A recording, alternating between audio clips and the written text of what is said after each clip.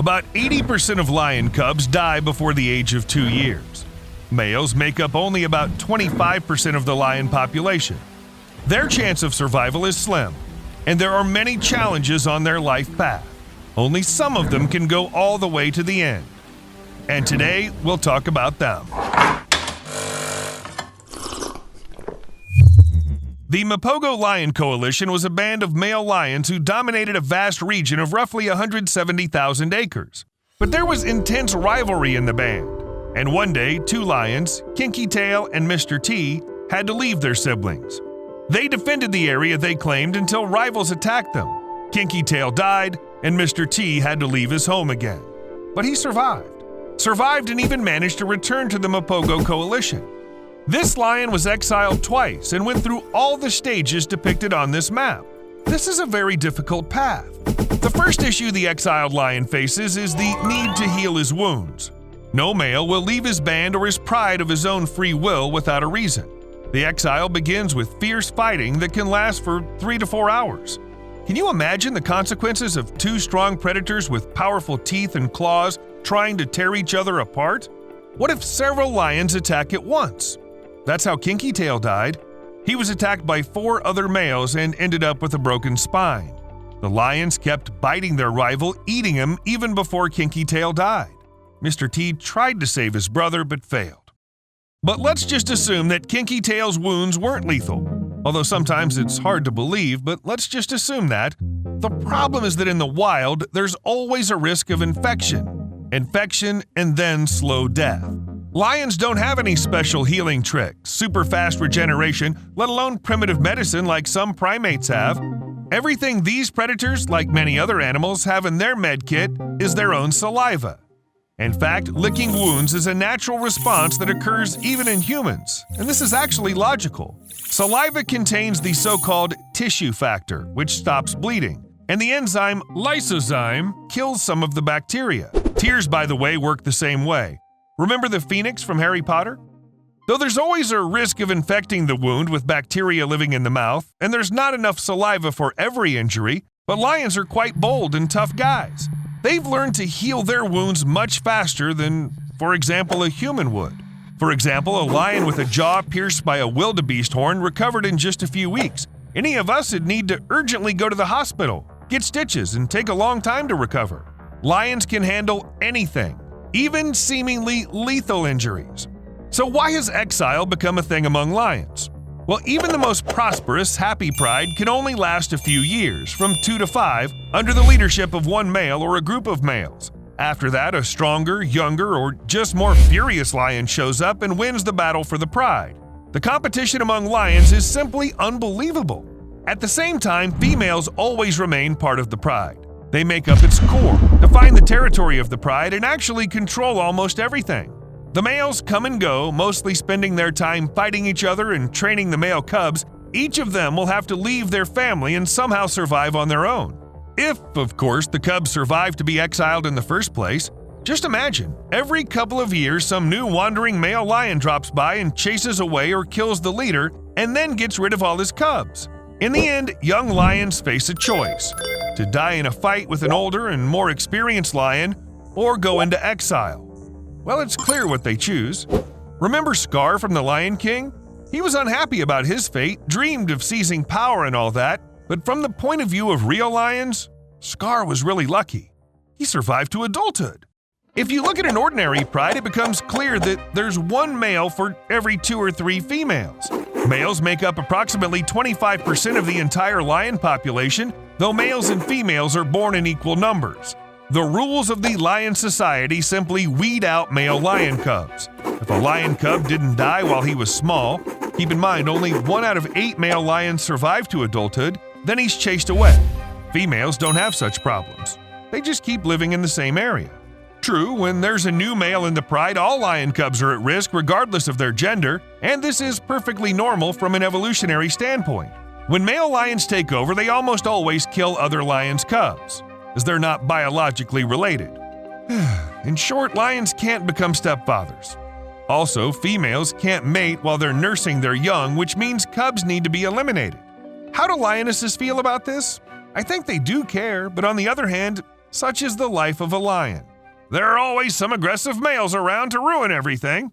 African lionesses usually just deal with that, but one female Asiatic lion named FLG10 found an unexpected solution to the problem. She mated with males from every coalition that entered her territory in order to hide the identity of the father, and it worked. None of the FLG10 cubs were killed because every adult lion thought they were his kids.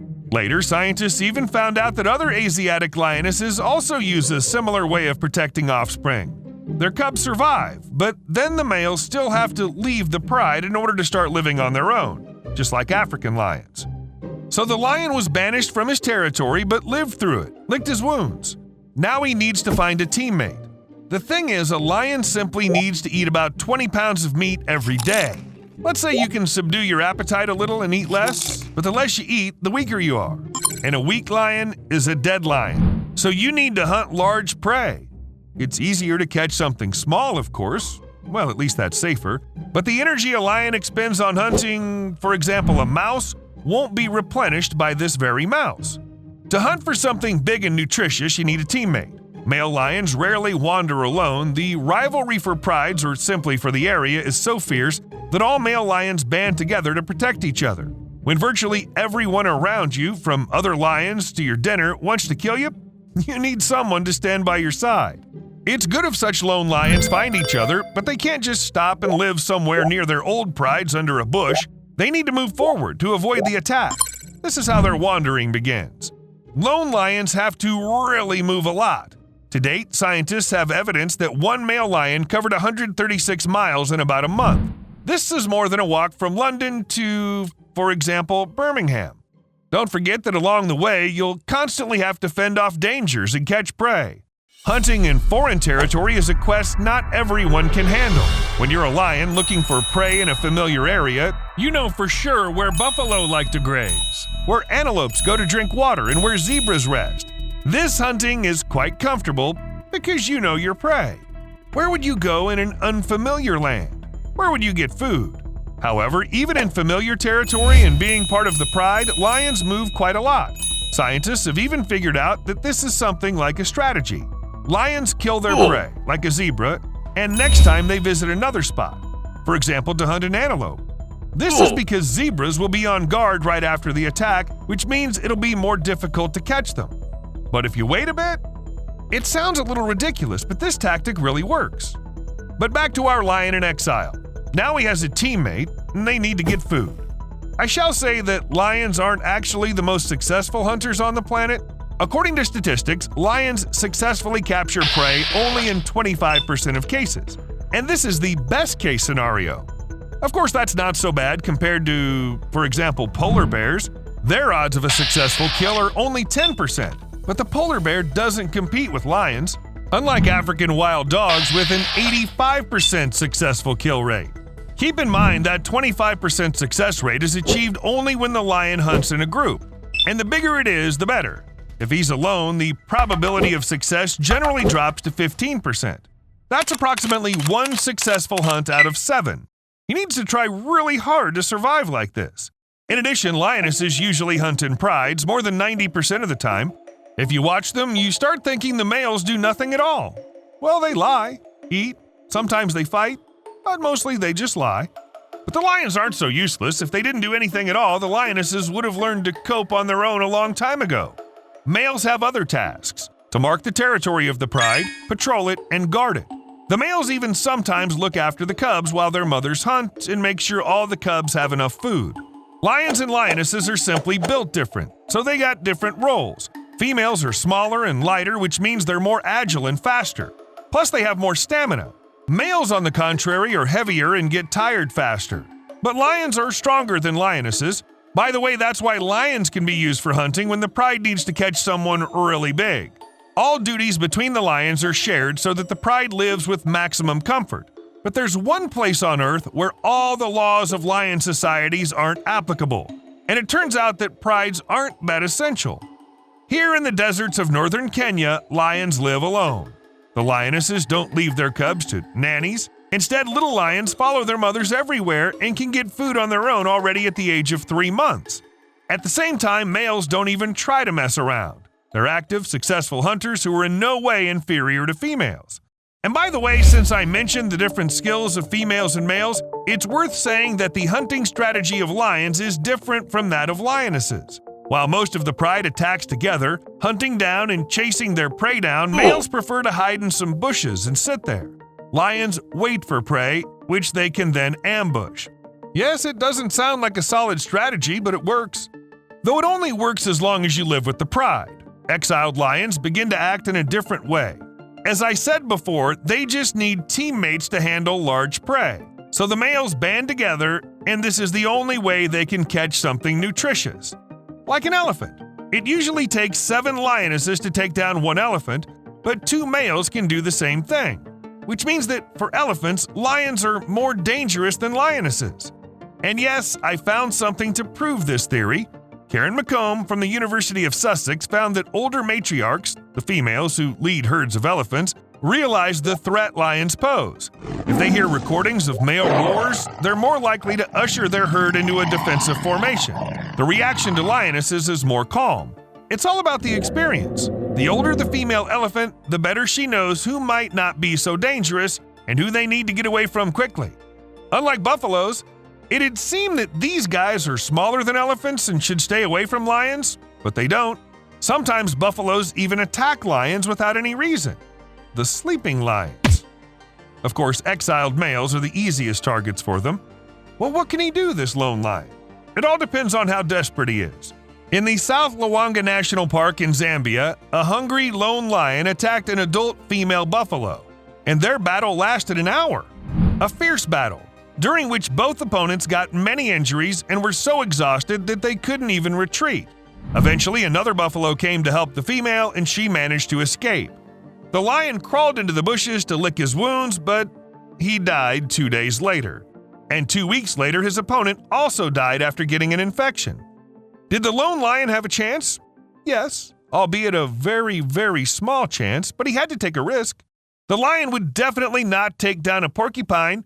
It seems strange that some kind of slow, prickly rodent is stronger than the king of beasts. But it just so happens that porcupines always win the fights with lions, despite the difference in size. Well, imagine 40 pounds versus 400. Still, the quills do their job. Scientists estimate that between 1960 and 2016, at least 50 lions were injured or even killed by porcupines. It's surprisingly a lot. Again, we have here a rodent versus a lion. Of course, young lions are the ones who suffer most often. Most likely, adults simply know this animal is prickly and inedible, not worth the trouble. But the most surprising thing is the consequences caused by fights between lions and porcupines. In 1965, a lion known as the man-eater of Daranjani was killed. When scientists examined it, they were amazed. A porcupine quill was stuck deep in the lion's nose. It penetrated more than 6 inches into it, nearly piercing the brain. This quill made hunting hard. As a result, the lion suffered from exhaustion and couldn't think of anything better than to switch to the easiest prey on his menu: a human. And this isn't the only case like that. At some point, the exiled lion may indeed face a choice. Sometimes lone lions become man-eaters, but there could be many reasons for this. It's usually a combination of several factors that make the life of a lion unbearable. For example, serious injuries due to which predators can't hunt their usual prey. For example, issues with teeth. Lions rely heavily on them when hunting. A broken fang or even a broken jaw, and that's it. The lion can no longer properly clench its jaws to grab prey. And humans are much softer than some kind of gazelle. They have no fur, and they don't run as fast. Another possible cause of man-eating is drought. The number of prey is shrinking. It's getting harder to find lunch. And humans don't depend that much on the weather. But there's another reason.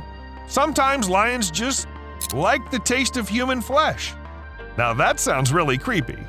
Moreover, scientists say that one lion can teach another to hunt people. While it's easier for females to curb this bad habit, males usually have real problems. They simply can't stop. This, of course, doesn't mean that every single male who attacked a human becomes a man-eater, but there is still a risk.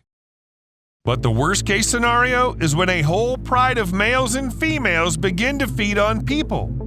This is a permanent, terrible threat to every person who lives nearby. And here's a fact that still surprises me, although I learned about it quite a long time ago. The attacks of lions on people depend on the phase of the moon. No mysticism, there's a scientific reason behind this. See for yourself. Lions hunt mainly at night. The darker it is, the more successful they are, which means they can eat more. The darkest nights are before the new moon, and at this time the lions eat their fill. But when the moon is large and shines brightly, getting close to the usual prey is difficult.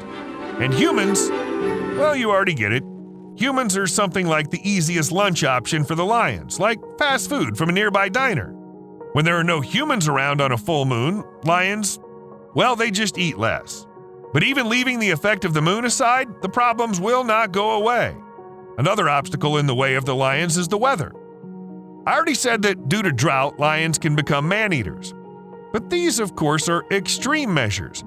Usually during the dry season, the usual lion prey scatters in different directions in search of food and water. Lions have to follow the prey. And as a result, they find themselves outside their territory, on someone else's turf.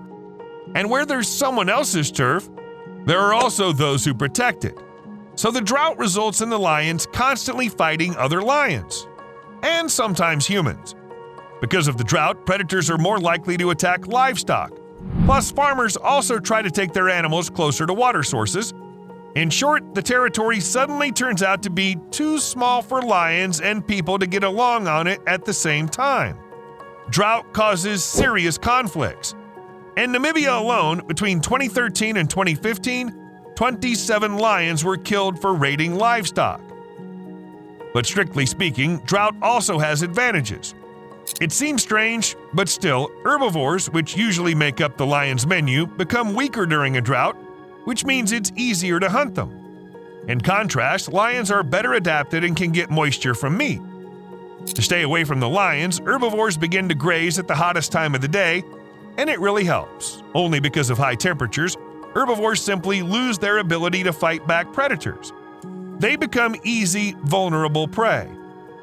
Turns out that on the one hand, drought creates problems for lions, and on the other hand, it helps them. And even farmers killing lions have no effect. Over the past 7 years, the number of desert lions in Namibia has only increased during severe droughts. That's the paradox. Although if you look at it from an evolutionary standpoint, it becomes a little clearer. Drought weeds out the weakest individuals, which means that only the animals most resistant and adapted to harsh conditions will survive. They pass on their genetic material, so we got more resilient lions. The opposite of drought is the rainy season. And if I were a lion, I'd hate this period. A large amount of water turns the territory into a squelching swamp, which is why lions get sick more often and sometimes die. What about food? I've already said that during a drought, the prey scatters in different directions and the lions have to follow it. But at the same time, the potential dinner still tries to stay near the source of water. Now imagine that instead of one water source, you have, 10 of them. Quite a normal situation for the rainy season. Where would a hungry lion go? By the time you find prey, you'll be exhausted and all wet. But even if the lions can handle all this, even if the weather conditions are just perfect, there are always other dangers. It's difficult to hunt alone, especially if you're used to the fact that females used to hunt for you. That's why males gather in bands, just not to starve to death. But if lions hunt in regions full of prey, they're bound to run into other territorial lions. Lions who also want to eat and aren't going to share their food. This causes serious conflicts. And by serious, I mean that the most natural cause of death for a lion is another lion. Yes, that's what the experts say. What's considered a crime in the human world is the most common order of things in the wild. Yes, there are often fights between lone lions. Of course, it makes more sense for them to unite in order to survive. But hey, these are lions, predators. They don't always act super logically. Sometimes they just need to fight over some dead wildebeest. Oh, and don't forget climate change and habitat loss. The human population is growing. More and more land is being used for agriculture. It's believed that over the past 20 years, the population of African lions has declined by about a third. And of course, don't forget about poachers. Poachers are always active regardless of the weather or the phase of the moon. The forecast of some scientists looks quite sad. They say that within 20 years, we're going to lose another half of the lion population. But the most interesting thing is that no one knows exactly how many lions live in the wild today. Their numbers are dwindling. That's a fact. And because of this, it's incredibly difficult to count them. Lions are rarely seen hiding from people. You can spot a pride, but a lone lion? And yet our lion survived. Several years have passed. He starts preparing for his return. Remember how at the beginning of his journey, he had to choose between hunting every little thing and taking risks?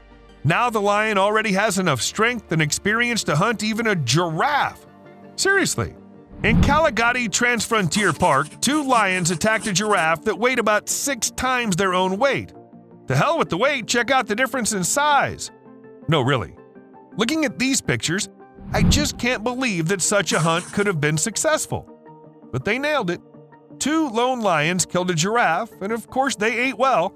That's how much their strength and stamina grew. They must have upgraded their agility as well. You'd need that to jump on a giraffe like this. Well, a giraffe is a lot of tasty, nutritious meat. Meat gives the lion strength, and a strong lion can do a lot. How about attacking a hippo? A lone lion who's just been banished from the pride would have died on the spot. But this one did it. This one knows exactly what he's doing, and he knows that the time has come to take over the pride. Can a lion return to his family from which he once was banished? No, not because the lion isn't strong enough. It's just like that in real life. Everything's not like in Disney movies. The male who took over the pride mates with all his females, but if this is his native pride, then among those females, there'll be his mother, sisters, aunts. Well, this promises no biological diversity, only genetic diseases and other nasty stuff, so lions never return to their prides. But they don't have to, because there are plenty of other prides around. On average, it takes a lion, well, about 3 years to gain strength. 2-year-old males become exiles, but at the age of 5, they're ready to win back a new territory and females. Does this mean that they will definitely succeed? Of course not. There are plenty of stories about failed attempts. Here, just for example, is the Masai Mara Game Reserve. A lone lion approached the cubs with the clear intention of getting rid of them, but the lionesses almost ate him alive. Then the males also joined the fight. Well, the guy had to flee. Takeover failed. Actually, as I've already said, the main job of the male is to protect the pride from such uninvited guests. They have to fight almost all the time. Again, and again, and again. No wonder they got no energy left for hunting. In the end, the males get so tired they give up their position to younger and stronger strangers while they retreat to a solitary lifestyle. Or band together in coalitions. To be honest, before making this video, I didn't know lions could live like that. But the story of the Mapogo coalition from the beginning of the video deserves a movie adaptation. If instead of a remake of The Lion King, they made a movie about these guys, it could become a great action movie or a thriller. What's the usual circle of life? There's a pride, there's an old male, there's a new male who drives them away, and so on. But the Mapogo coalition was a real gang. These males owned a huge territory and killed more than 100 lions and cubs in about a year. At its peak, the coalition consisted of 6 males, leader Makulu, Rasta, Scar, Pretty Boy, Kinky Tail, and Mr. T. All except Makulu were siblings. He was considered something like a half-brother and was older than the other lions. In 2006, 6 young males left their pride and were forced to fend for themselves. By sticking together, they increased their chances of survival and soon learned to be very successful hunters. So successful that they began to take over other prides, killing cubs. That's the usual way it goes. But Mr. T also ate some lion cubs. I don't know why he would do that. With all competitors eliminated, the Mapogo coalition successfully controlled 8 prides. 8! Still, maintaining control over such a large area was challenging. The lions were constantly fighting among themselves. In the end, Kinky Tail and Mr. T had to leave. I told what happened next at the beginning of the video. Kinky Tail died, and Mr. T reunited with the Mapogo coalition.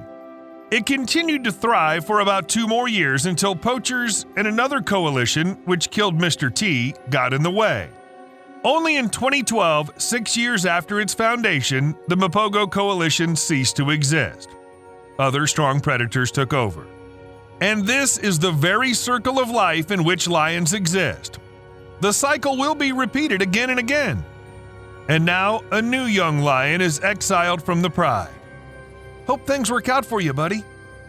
See you later.